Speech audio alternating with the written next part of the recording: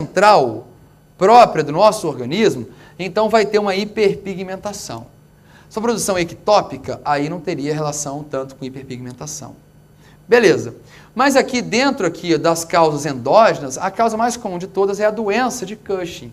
O que é a doença de Cushing? É uma doença primária da hipófise, um microadenoma hipofisário. Como isso aqui é uma causa geralmente autoimune, mais comum em mulheres jovens. Isso aqui. Então não tem muito o que discutir. É a mais comum das endógenas e acomete mulher jovem, num microadenoma hipofisário. E aí, é a hipófise liberando muito aquela substância, o PON, que o ACTH está aumentado e a pele pode estar nessa situação escurecida.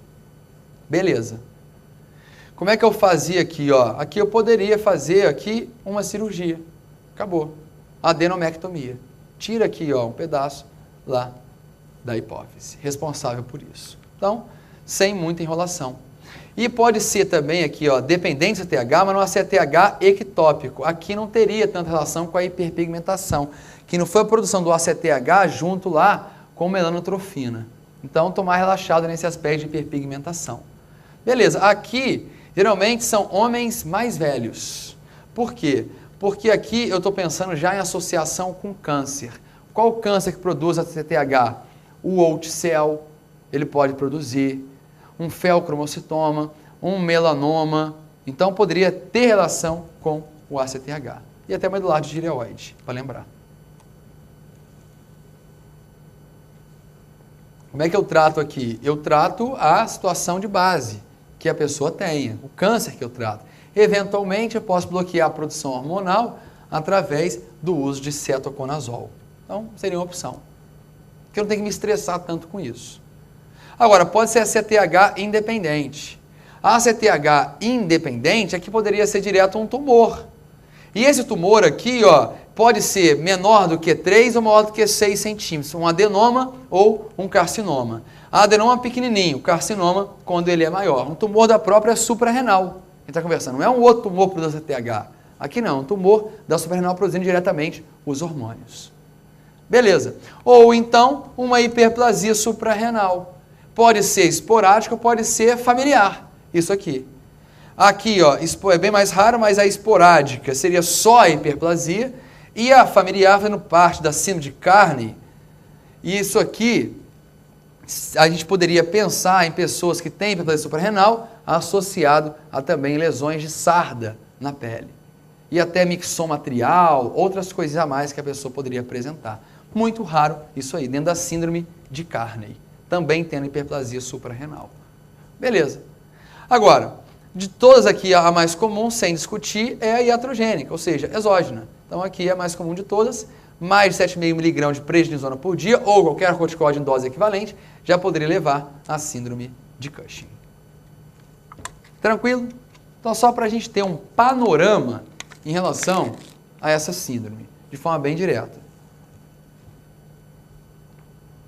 Agora, aqui, gente, aqueles testes que a gente tem de supressão, dexametasona, dosagem de corticol salivar, a gente poderia fazer. Só que, quando cai em prova, a gente consegue matar com tranquilidade. Por exemplo, aqui é só a gente perceber o que acontece aqui. O que esses pacientes têm? Tem ACTH aumentado, aqui também tem ACTH aumentado. Só que aqui, por exemplo, isso aqui não sofre supressão de forma alguma. Com baixa, com alta dose, não tem supressão nenhuma. E o ACTH está alto. Você vai diferenciando um em relação ao outro. Aqui não tem hiperpigmentação. Cushing, doença de Cushing, você já vai ter uma mais hiperpigmentação, porque está liberando ACTH lá de cima. A gente pode brincar com isso. Agora, pensando em hipofunção, ou seja, pensando em Addison, tem várias causas para uma insuficiência, uma falência suprarrenal. A mais comum seria a parada de medicamento. O cara para de usar medicamento e a suprarrenal, o eixo está inibido, a suprarrenal, ela não volta a produzir naquele momento. Ou pode ser consequente a autoimune, Addison, pode ser por paracoco, por tuberculose, tem uma série de manifestações. Ou às vezes só um hipocortisolismo pela deficiência de enzimas que vocês conhecem de pediatria, como a ginecologia, como a deficiência 21-alfa-hidroxilase, levando ao hipocortisolismo. Leva a hipocortisolismo, mas pode levar a hiperandrogenismo. Vocês conhecem isso. Beleza. Aqui, vamos começar a pensar. Se eu não tenho corticóide, principalmente até os mineralocorticoides também sem função, Então eu não reabsorvo a aldosterona, no caso, não reabsorvo só de água. Então a tendência é hipovolêmica, tendência é hipotensão arterial, tendência aqui que a pessoa tem uma hipercalemia. Então a gente começa a pensar em cima disso e fica fácil a gente deduzir o raciocínio aqui. Não tem muita enrolação. Até hipoglicemia, porque aqui, lembra que o cortisol tem a tendência a levar a hiperglicemia? Aqui está faltando o cortisol. Tendência até hipoglicêmica nessa situação. Então, para lembrar, hipovolemia, hipotensão, hiponatremia, hipercalemia. O que mais o paciente tem? Ó, hipoglicemia, como eu comentei, eosinofilia, linfocitose pode ter. Por quê? Porque corticoide aqui, ó, ele leva a destruição de linfócitos, tanto que é uma droga imunossupressora. E até redução da pirificação. Beleza, aí já tem mais relação com o androgenismo. Beleza, que é a de androgênios. Tranquilo. Então, como é que eu trato isso aí? Depende. Se for um quadro agudo, então eu vou dar hidrocortisona, porque a hidrocortisona ela tem efeito tanto aqui glicocorticoide quanto mineralocorticoide. Então tem os dois efeitos. E isso aí é interessante, é a droga que a gente usa. Vou hidratar pela hipovolemia que tem e dar um soro glicosado a 10% pela hipoglicemia. Então trato a clínica. Agudo está aqui, hidrocortisona tem os dois efeitos, mineralo e glicocorticoide.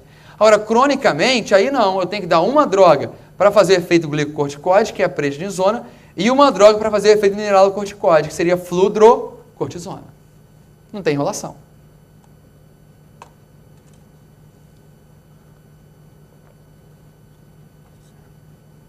E pensando agora no miolo da suprarrenal, só lembrando aqui, ó, de feocromocitoma. O que eu lembro do fel? Inicialmente a regrinha dos 10%, porque 10% dos fel, eles são malignos. 10% deles são bilaterais, 10% deles são familiares.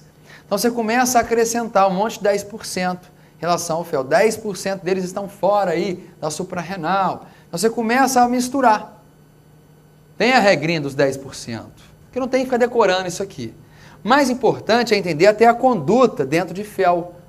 Porque fel, como libera aqui ó, em picos as catecolaminas, a pessoa desenvolve uma crise hipertensiva com sudorese, com palpitação. São os paroxismos que a pessoa desenvolve. Então lá, crise paroxística de hipertensão, cefaleia, sudorese. Quadro rápido, taquicardia. E aqui, mais metade um pouquinho dos pacientes, assim, metade dos pacientes permanecem hipertensos. E aí piora a hipertensão de vez em quando numa crise. Outros voltam à pressão normal entre as crises paroxísticas. Alguns ficam hipertensos, outros não. Beleza.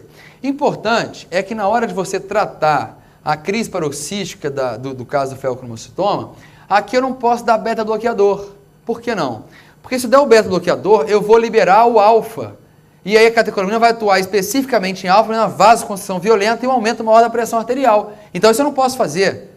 Então primeiro eu faço um alfa-bloqueador, eu alfa-bloqueei, e aí sim eu posso passar para o beta-bloqueio. Aí eu bloqueio completo, faço bloqueio completo dos receptores adrenérgicos. Então só para lembrar, beta-bloqueadores somente após o bloqueio alfa. Beleza. Como é que eu penso? Fora a clínica, como é que eu vou investigar isso aí? Geralmente a primeira coisa que a gente faz é bioquímica urinária. Com a bioquímica urinária, a gente pode dosar as metanefrinas, as catecolaminas e o ácido vanil mandélico. O melhor que a gente usa hoje em dia é a dosagem das metanefrinas. Beleza. É urinária isso aí. Catecolamina em segundo lugar e ácido vanil mandélico é péssimo, seria o pior dos três. Então metanefrina que seria o início da investigação. E obviamente eu tenho que fazer exames de imagem para saber aonde que está localizado isso aí. E aí de imagem eu posso fazer vários, uma TC, uma ressonância, uma ortografia, porque eles são muito vascularizados. Ou até, se eu não conseguir nada, eu faço a cintigrafia com metil iodo benzil guanidina. Sem decorar não, metil iodo benzil guanidina. Então isso aqui poderia localizar. Para quê? Para pensar na cirurgia. Ah, posso fazer uma biópsia? De jeito nenhum, gente. Biópsia vai cutucar ali, o cara faz uma crise hipertensiva violenta. Então biópsia é contraindicado. O que a gente faz é a cirurgia. Então tá aí para lembrar de fel. Só o bizu, só o que tem que saber.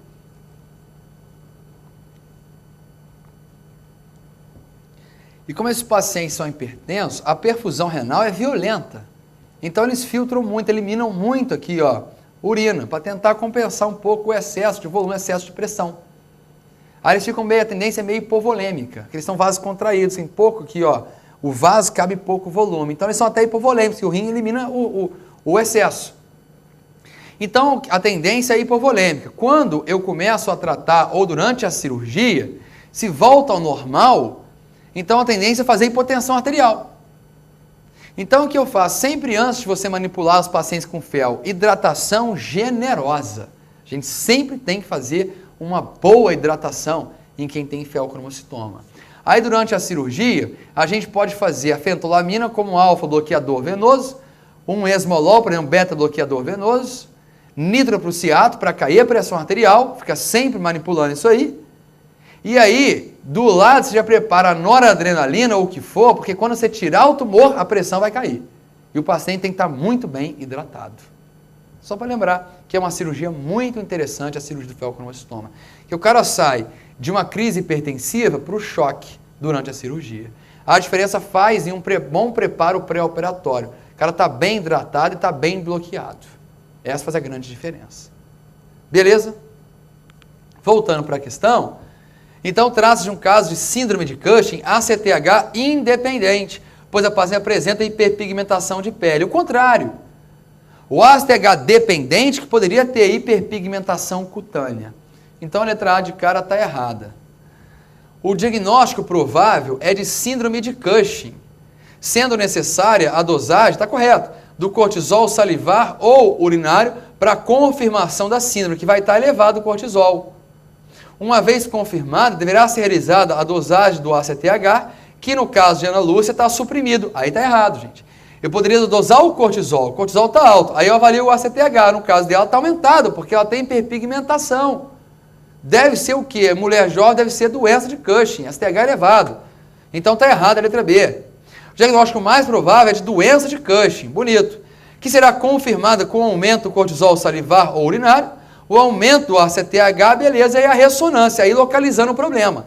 A ressonância de crânio com um adenoma hipofisário. O tratamento de escolha seria a adenomectomia transesfenoidal. Aí sim. Aí ficou redondinho para a gente lembrar de doença de Cushing. Correto. Vamos lá. O quadro de doença de Addis. Não tem nem clínica para isso. Nem doença de Addis, eu poderia fazer o teste da estimulação rápida com ACTH, que é o teste da cortrosina, que nesse caso não eleva o cortisol plasmático. Se o cara tem um problema na suprarrenal, não adianta eu estimular no teste da cortrosina, dar o ACTH, porque se o suprarrenal não funciona, então nesse caso não vai elevar o cortisol. Então em Addis não estaria correto isso. O próximo passo seria investigar a dosagem do ACTH, o quanto que está. Na doença de Addis deveria estar aumentado. Por quê? Porque o problema está na suprarrenal, então, já que não libera cortisol, não faz feedback. Então, a ACTH está tentando estimular cronicamente aquela glândula. Ele vai estar aumentado. Só que a clínica deste quadro não é de doença de Addison. E traço de uma insuficiência suprarrenal secundária, com ACTH diminuído. Não, já estaria errado, porque tem hiperpigmentação cutânea. Olha lá. Então, aqui é o contrário, o ACTH aumentando. Addison tem hiperpigmentação cutânea. Por quê? Porque libera muito ACTH para compensar a falência da suprarrenal. Então, a ACTH elevado sempre deve estar relacionado à hiperpigmentação. Então a gente já está aqui, está errado isso aí. Como conta obrigatória nesses casos, deveria repor glicocorticóide com a prednisona e mineralocorticóide, a fluorocortisona. Em situações de estresse, a dose do corticóide deveria ser dobrada, uma infecção, uma internação, um paciente grave ou uma cirurgia. Aí se aumenta a dose nessa situação.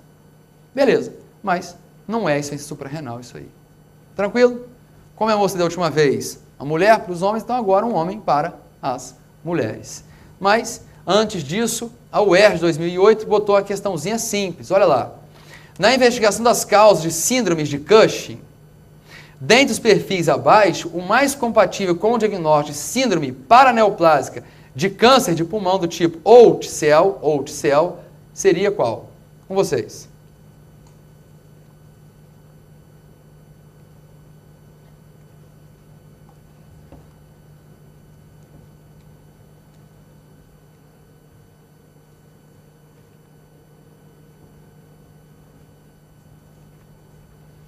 Quando eu dou, gente, a dexametasona, o que acontece se o cara produz de forma ectópica? Não tem feedback negativo nenhum, o cara produz independente de feedback.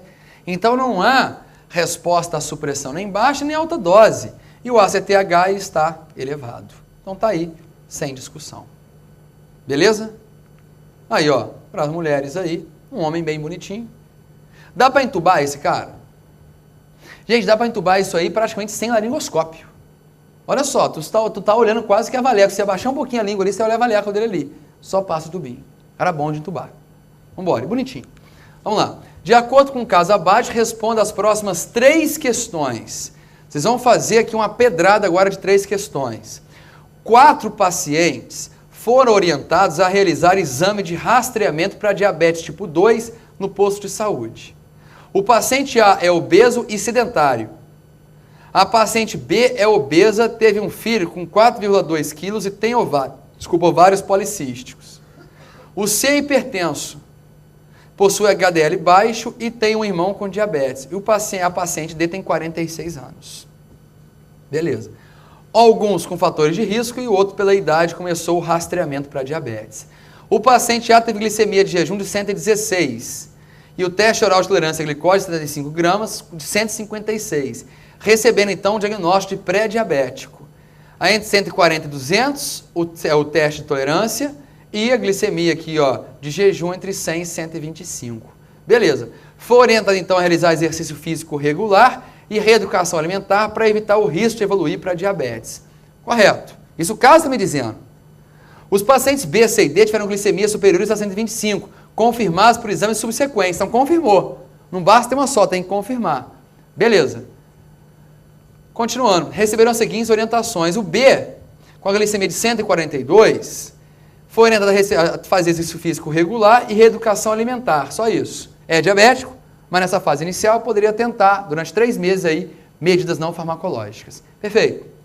O C, glicemia aqui, ó, acima de 180.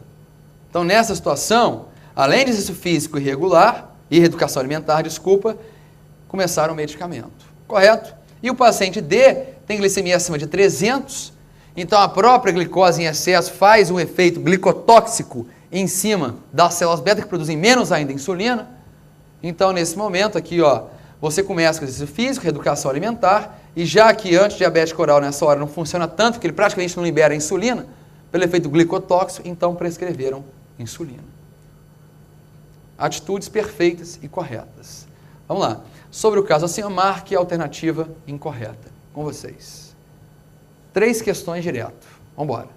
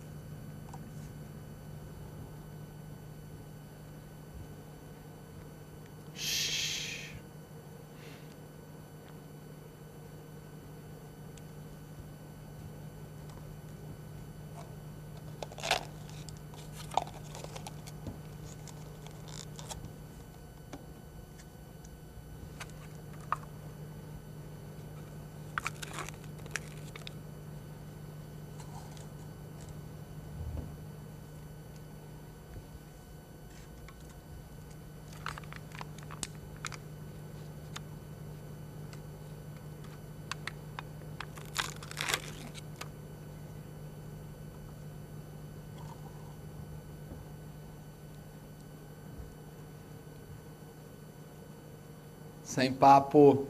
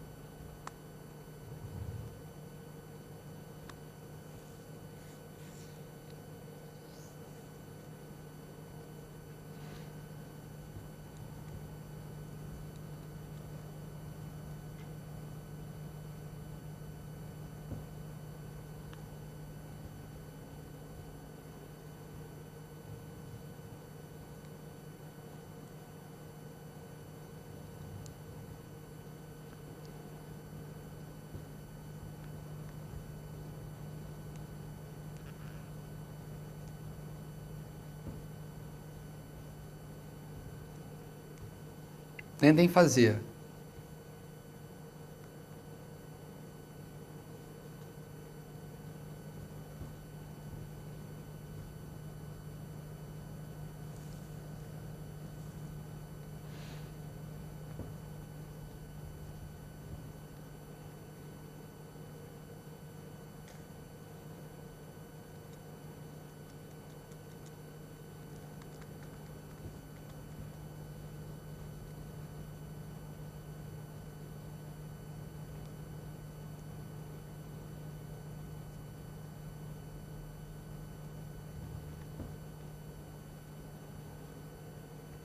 Vamos lá?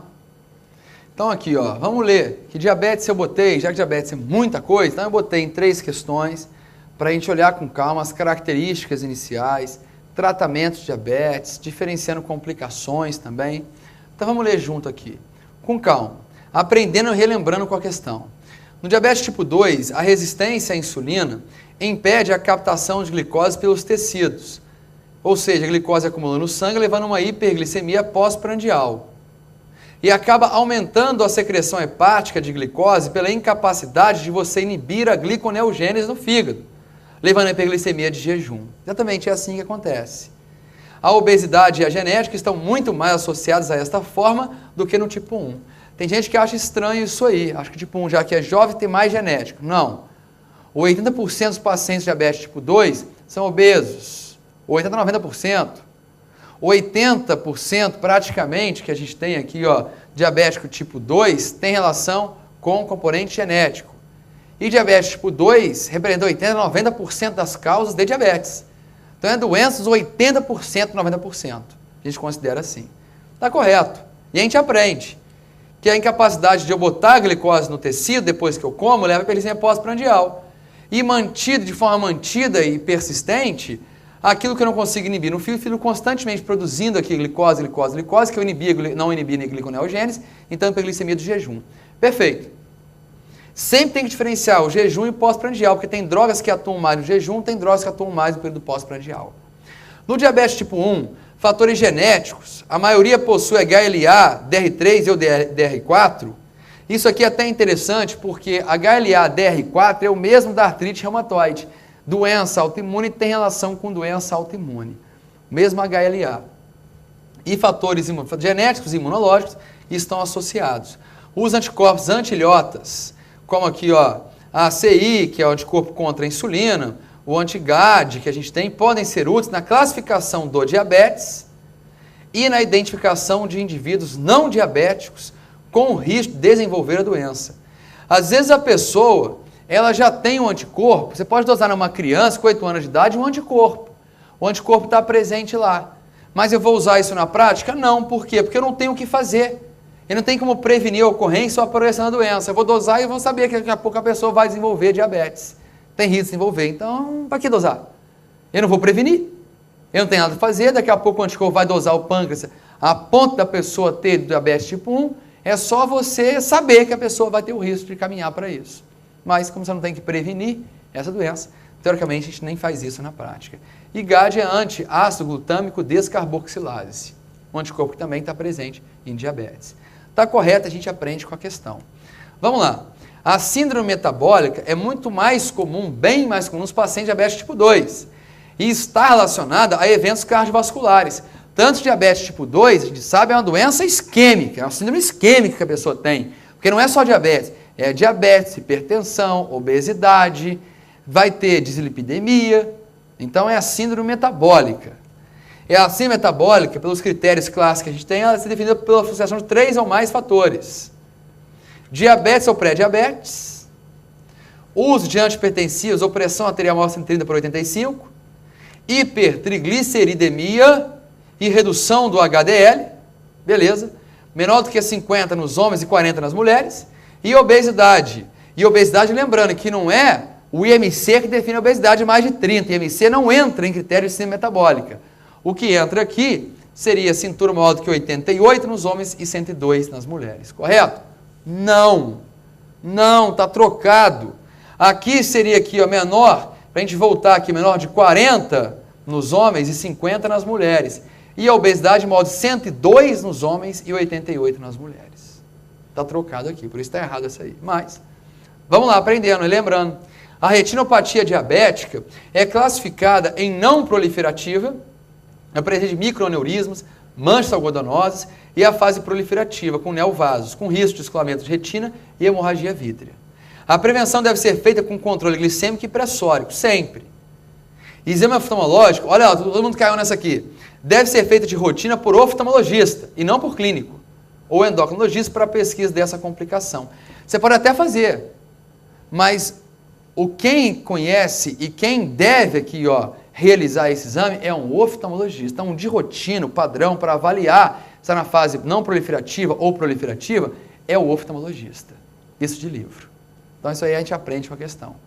Isso não exclui o fato de você não fazer. Você pode fazer, só que tem que ser um perito, teoricamente, para avaliar isso aqui, já que a complicação é importante. Então, está correto. E diabetes é a principal causa renal crônica no mundo. A lesão começa numa fase inicial reversível, que é microalbuminúria, definida entre 30 e 300 mg de albumina na urina em 24 horas, ou em 30 e 300 mg de albumina por grama de creatina urinária em uma amostra aleatória. Certíssimo. E evolui com a fase de proteinúria macroscópica ou nefropatia franca. Aí já era. Nesse momento aqui, não é reversível mais. Na fase de microalbuminúria, eu posso dar PRIO, mesmo que não seja hipertenso, e eu posso prevenir a nefropatia diabética. Agora, chegou na fase de proteinúria franca manifesta, aí já era. Eu vou tratar, fazer controle glicêmico, vou tratar muito, baixar mais pressão arterial, só que não é reversível mais. Eu vou só lentificar o tempo para a insuficiência renal. A prevenção deve ser feita com controle glicêmico e pressórico, PRIO ou bloqueadores de canais de cálcio como alternativa, correto. Deve-se reduzir a ingesta proteica, parece que proteína em excesso é pior até para o rim, e parar o tabagismo. Também está correto. Então, a errada aí foi a letra C. Mas para a gente passar aqui a régua, vamos lembrar de retinopatia diabética, que numa fase inicial não proliferativa, o que acontece é que a glicosilação da parede do vaso, ou seja, excesso de glicose, acaba enfraquecendo a parede do vaso, sendo mais friável, e esse enfraquecimento pode levar aos microaneurismas, que é a manifestação mais precoce que a gente percebe na retinopatia diabética. Em decorrência dos microaneurismas, ou seja, nessa situação, fragilidade capilar extravasa proteínas e o paciente pode apresentar exudatos duros, extravasamento proteico. Daqui a pouco, isso aqui começa aqui, esses microaneurismas começam a cicatrizar, estenosar, ou eventualmente aqui, acaba entupindo, e aí começa a surgir algumas hemorragias, porque rompem os microaneurismas e surgem áreas de hemorragias. O que acontece é que eventualmente a reptilização acaba entupindo isso aí, gerando isquemia, e começam a surgir as manchas algodonosas, manchas brancas, mais pálidas, que é o que a gente percebe. Que já vem aqui, mais hemorragia e essas manchas algodonosas. Aqui estados mais duros, mais regulares. Vocês estão percebendo aí. Aqui não, aqui é mais borrado, são essas manchas algodonosas. Já é um pouquinho pior, uma fase mais evoluída, porque na reptilização as células obstruíram esses vasos pequenininhos e a periferia ficou sem sangue. A ponta final do vaso ficou sem sangue, a área mais pálida, a área de isquemia. Daqui a pouco evolui para a fase pré-proliferativa, que aí tem múltiplas hemorragias e mais manchas algodonosas. Pode surgir veias tortuosas na cicatrização daqueles microaneurismas, o vaso que foi lesado cicatriza e fica tortuoso. Aí a gente percebe, está difícil de avaliar a tortuosidade aqui. E mais interessante, é mais manchado, mais área de hemorragia, mais mancha algodonosa. Seria a evolução. Tem autor que nem considera a fase pré-proliferativa. Só considera uma não proliferativa um pouco mais evoluída. Até que chega a fase proliferativa, que é a presença de neovasos, que decorrente da isquemia retiniana difusa, durante a reptilização, isquemiou aquelas manchas algodonosas, então a tendência é liberar fatores de angiogênese pela isquemia. E aí começa a se formar muitos vasos, novos vasos. Qual o problema de você formar muitos vasos? Que esses vasos começam a ancorar, começam a ancorar na coroide, lá atrás da retina. E por isso, daqui a pouco esses vasos começam a ser lesados, fibrosa, e quando ele fibrosa, ele retrai. Quando retrai, descola a retina da coroide. E aí vem descolamento de retina, ou com muitos vasos, pode acabar sangrando. A hemorragia vítrea. Então, só para lembrar disso aí. Seria a sequência. E é importante lembrar até para as provas práticas. E também aqui, já que eu falei retinopatia diabética, é só de lembrar. Até no material de vocês também a parte de retinopatia hipertensiva. Se for grau 1, é só um estreitamento arteriolar, que é mecanismo de defesa do excesso de pressão, as arteríolas se esclerosam, elas se estreitam, hipertrofiam. Para quê? Para defender do excesso de pressão, para não romper. Agora, daqui a pouco fica tão dura, que quando cruza uma artéria com a veia, dá aqui, ó, compressão de uma em cima da outra, que é o cruzamento artério-venular patológico. Até aqui é do bem. É o esperado. É uma consequência da hipertensão arterial. Daí para frente, tão estreito que está, começa a surgir isquemia. Aí é grave, porque a hipertensão maligna, aí é uma crise hipertensiva. Então aqui o grau 3 já seria exudatos decorrentes de uma isquemia, ou a presença de hemorragia, que vai estreitando, daqui a pouco rompe esses vasos. A pressão está tão alta que rompe o vaso. E grau 4 seria o sofrimento, já que você enxerga através do papiledema. Então é bem simples a retinopatia hipertensiva.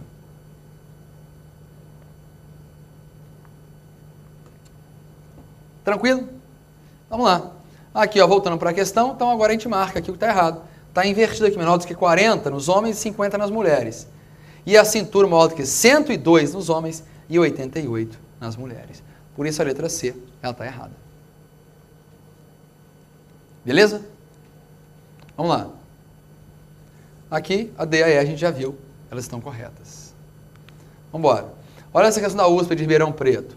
Homem de 59 anos foi internado com diagnóstico de infarto do miocárdio. Constatou-se glicemia de jejum de 220, sendo-lhe prescrito dieta para diabéticos. Após a alta, vem se mantendo bem, sem poliúria, polifagia ou polidipsia, seguindo orientação dietética. Pai e irmão com diabetes, manifestada após os 40 anos. Ao exame, estatura de 1,70 m, peso 87 kg. Estado geral bom, obeso, hidratado e musculatura normotrófica. Sem hálito cetônico. Frequência cardíaca de 80, pressão arterial 150 por 100. Frequência respiratória de 18, glicemia de jejum de 115. Glicosura de 0, cetonúria 0, teste de tolerância à glicose, 75 gramas de glicose oral, glicemia no 0 minutos 115, 60 minutos 212 e 120 minutos 201. Considerando os dados, assinale a alternativa correta. Para começar, esse cara, ele é ou não é diabético? Para ser diabético, ou eu tenho um exame aleatório em pacientes que têm sintomas acima de 200, não é o caso aqui. Para ser diabético, ele tem que ter o quê? Glicemia de jejum acima de 126 ou teste oral de tolerância à glicose acima de 200. Então tem que ter duas amostras, jejum ou teste oral de tolerância à glicose. O que ele tem aqui? Ele tem o jejum acima de 126 e tem o teste oral de tolerância à glicose acima de 200. Então ele tem diabetes, direto. Ele é obeso? É. Ele é obeso. Acabou. Eu não tenho mais o que discutir. Então aqui, ó, esse paciente não tem diagnóstico de diabetes tipo 2. Errado. É de se esperar que esse paciente com resistência à insulina tenha níveis sanguíneos de insulina diminuídos. Não, a tendência está aumentado. Já que tem resistência, o pâncreas tenta produzir mais, só que não atende à necessidade, não consegue vencer a resistência, então ele permanece hiperglicêmico, ele tem diabetes. Mas geralmente tem hiperinsulinemia. O paciente é obeso e hipertenso, e portanto apresenta diagnóstico de síndrome metabólica. A obesidade aqui não está descrita. Ele tem aqui, ó, a glicemia alterada, diabético. Ele está hipertenso, beleza. Só que teria que ter 3, e a obesidade eu não poderia considerar nessa história, porque a obesidade deveria ser o quê? Eu posso fazer relação cintura-quadril, ou simplesmente aqui, ó, pela cintura, mais de 102 nos homens. Isso não está descrito aqui, então eu não posso ter a certeza. Então, está errado. O bom controle glicêmico do paciente poderia prevenir as complicações microangiopáticas do diabetes e neurológicas, é claro. Porque as complicações microvasculares de diabetes têm relação direta com a glicemia. Então, é isso que a gente percebe. Então, questão correta aí, a letra D. E lembrando da primeira questão que eu coloquei para vocês de diabetes, que rastreamento a gente faz quando? Em todas as pessoas a partir de 45 anos e passa a fazer glicemia de jejum, quase de 3 em 3 anos, ou em qualquer pessoa abaixo de 45 anos que tenha fator de risco para diabetes. História de macrosomia fetal, história familiar de diabetes, sedentários, pessoas obesas. Ou seja, se vocês são sedentários, hoje, teoricamente deveriam fazer glicemia de jejum. Isso em teoria. É assim que a gente percebe. Mas só para lembrar, Rastreamento, menos de 45 anos com fator de risco ou mais de 45 anos em qualquer pessoa. Beleza. Maravilha. Vamos lá. Em relação ao tratamento de diabetes, assinale a incorreta. Já fizeram essa aí. Então vamos ler. No diabetes tipo 1, podemos indicar a associação de glargina e lispro. Por que isso aqui, gente? O que a gente faz? Na hora de tratar, a nossa conduta para tratamento é sempre mimetizar o fisiológico. O que é o fisiológico? Uma insulinemia basal para controlar a glicemia de jejum e um pico de insulina pós-prandial.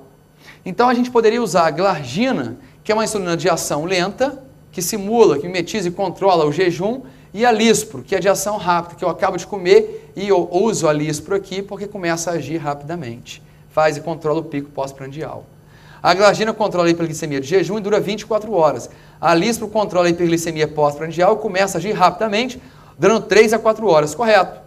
Um esquema mais barato seria o uso de insulina NPH, que se usa 2 vezes por dia, que tem a duração em torno de 12 horas, controlando mais o jejum, ou eventualmente no pico que ela faz, ela pode controlar uma alimentação.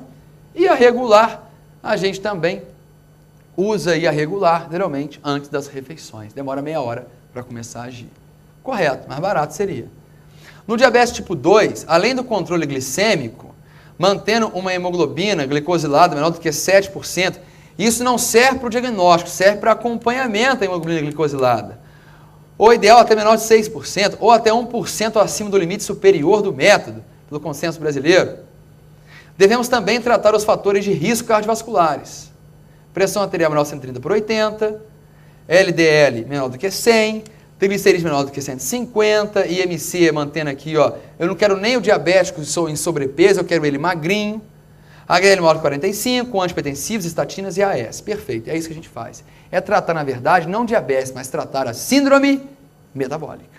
Tratar a glicemia, a pressão arterial, tratar, obviamente, também a dislipidemia. Beleza. E aí ainda tem uma AS de quebra, para estabilizar a placa de ateroma, assim como a estatina. Já que os dois aqui, ó, são as únicas drogas que conseguem estabilizar uma placa. Beleza. Vamos lá.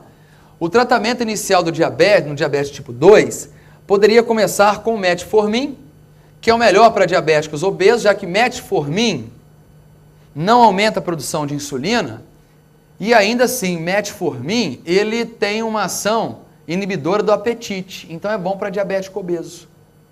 Por que sulfonilureia não seria bom para diabético obeso? Porque libera mais insulina. Se libera mais insulina, o que acontece, gente? A insulina é um hormônio que faz o quê? Que gasta ou que guarda? Que guarda. Então, o cara que usa sulfonilureia, ele pode ganhar peso na fase inicial, o que é péssimo para o diabético obeso, porque você aumenta mais ainda a resistência insulínica. Então, você não trata um diabético obeso sulfonilureia sozinha, é errado fazer isso. A gente trata metformin, na ausência de contraindicações.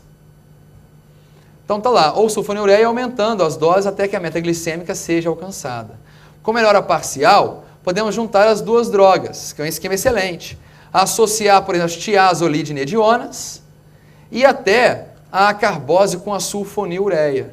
Porque a sulfonilureia libera cronicamente a liberação de insulina basal, controlando o jejum, e a carbose que impede a absorção de glicose, então controlaria a hiperglicemia pós-prandial. Seria ótimo esse esquema. As tiazolidinedionas, elas têm uma ação muito semelhante ao metformin, porque diminui a resistência periférica à insulina. Só que o metformin atua mais no fígado, e as tiazolidinedionas mais na musculatura, caindo na resistência periférica à insulina. Na ausência de resposta com as duas drogas, poderíamos acrescentar insulina aos hipoglicemiantes orais. Correto. E lá nos Estados Unidos eles perceberam que acompanhando os pacientes diabéticos, mais da metade deles vai acabar necessitando de insulina aí ao longo de 20 anos. Porque chega uma hora que a célula beta não aguenta mais produzir em excesso insulina para vencer a resistência e nunca vence. Chega uma hora que ela cansa. Aí o cara precisa de insulina. Em pacientes que pioram a função renal, pode haver uma necessidade maior de insulina. Na fase avançada, sulfonilureia e metformin estão contraindicados. Correto essa última frase, mas em pacientes que pioram a função renal, há uma necessidade menor de insulina, porque a insulina, gente, é metabolizada no rim.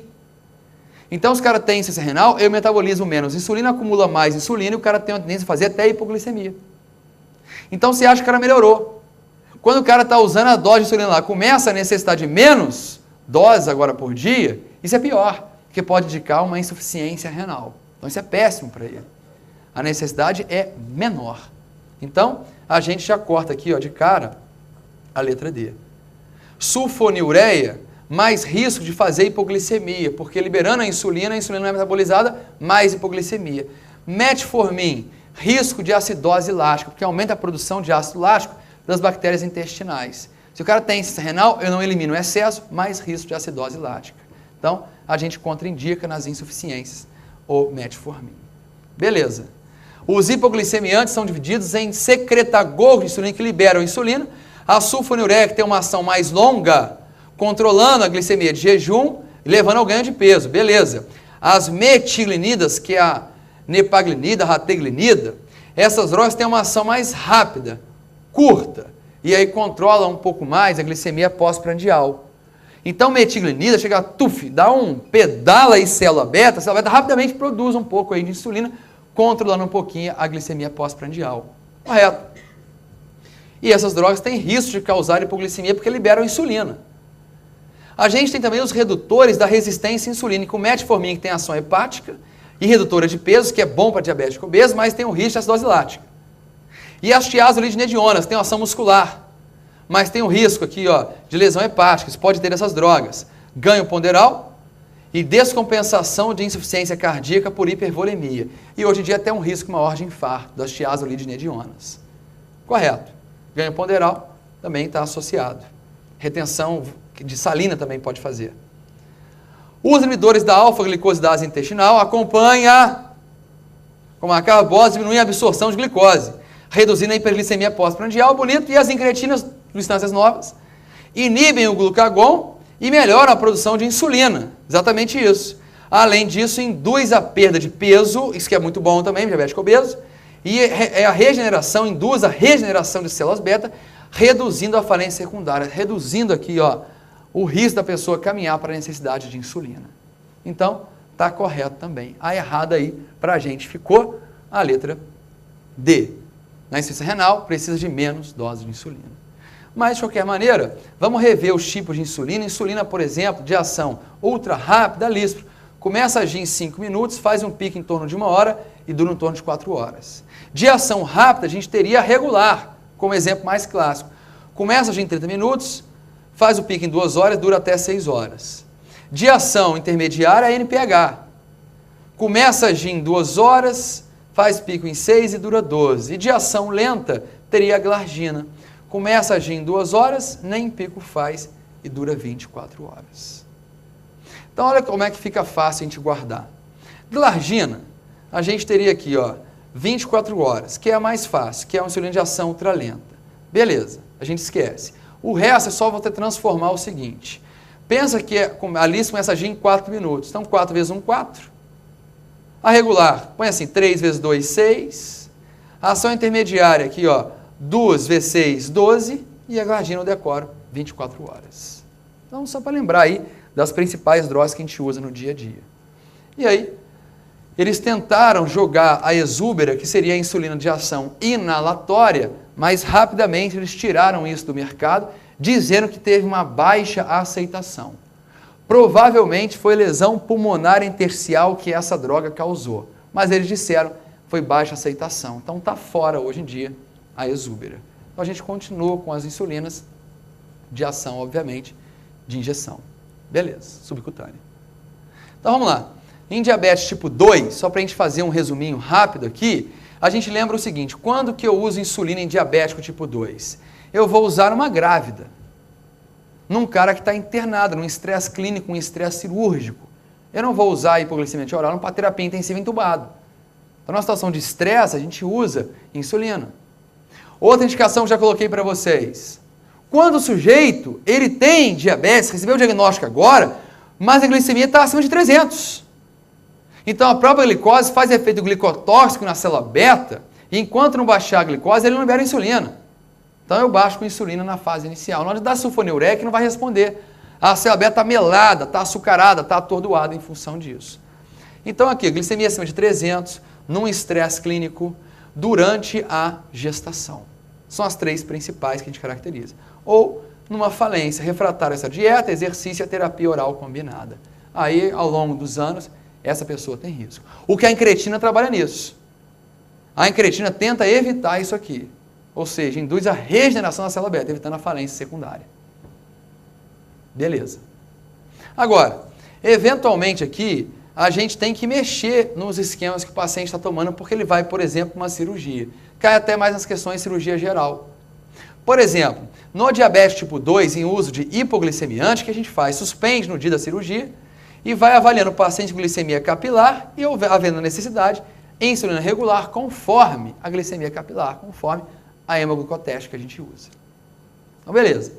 Agora, se for um usuário de insulina, aí a gente faz no dia 1/3 a metade da dose da NPH pela manhã. Ah, Márcio, mas como é que eu vou dar insulina e o cara está em jejum? Gente, o NPH demora a fazer pico. Quando fizer o pico, já rasgou o cara. Já cortou o sujeito. E a resposta endócrino-metabólica, imunológica, o trauma, a agressão, faz hiperglicemia. Então, essa NPH já está controlando a resposta aqui, ó, à lesão. E aí mantém o cara, glicemia capilar de 2 em 2 horas, 4 em 4 horas, mantendo o jejum no pós-operatório. Então, você faz aqui, ó, pelo menos 2.000 ml de soro glicosado para repor 100 gramas, obviamente, de glicose para ele, fornecendo as 400 quilocalorias para evitar a cetose do jejum. E aí mantém a insulina regular até ele alimentar. Tranquilo? Beleza? Para passar a régua aí e lembrar dessa parte de cirurgia.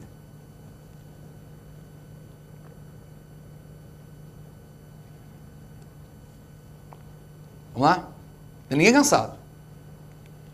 Olha aqui, ó. Essa aqui são as insulinas humanas, produtos da síntese relativamente recente, têm mostrado excelentes resultados no tratamento de diabéticos.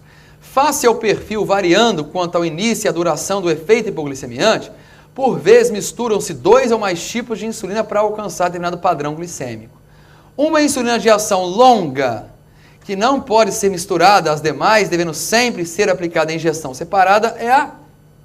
Gente, olha que interessante, lispro, asparte e a glulizina, as 3 são de ação rápida. A única de ação longa aqui é a própria glargina, que tem que administrar de forma separada. Só que a gente mais usa na prática, hoje em dia, é a lispro. Não é tão barata igual a regular, que é de uma ação rápida, essa aqui é ultra rápida, a lispro, asparte e a glulizina, só que de ação longa, a questão perguntou, independente se você soubesse ou não. Qual que aqui, ó, que não pode administrar separado, mas a única aqui, a ação longa, é a glargina. Beleza. E em relação ao tratamento do diabetes, a assinale é incorreta. Foi o que a gente acabou de ver nessa questão. O que eu posso marcar aqui? Ó? Incorreta foi a letra D de dado. Tranquilo? Beleza? Vamos lá. Olha que mais. Como é que esse cara come? Eu vejo essas fotos e eu fico indignado. Como é que um cara desse come? Não tem sentido um negócio desse. O cara que amarra a língua no nariz. Parece boi, parece touro isso aqui. Comeu o quê? De canudinho? Vai ficar tirando da hora o piercing para poder comer? Mas o que isso tem a ver com a aula? Nada. Vamos embora. Em relação às complicações agudas do diabetes, assinale a afirmativa incorreta. Complicação agora aguda que a gente tem aqui. A deficiência de insulina, combinada com excesso de hormônios contrarreguladores, gera cetoacidose diabética. Exatamente isso. Sem insulina, os outros hormônios à vontade, quebrando tudo, induzindo uma lipólise intensa, engarrafa, pega a via alternativa e aí produção de corpos cetônicos, cetoacidose diabética. Isso aí vai ter o quê? Hiperglicemia, cetose e acidose metabólica. Beleza. Anion gap elevado, por quê? Porque quem surgiu aqui? Quem são os cetoácidos? Ácido beta-hidroxibutírico e ácido acetoacético.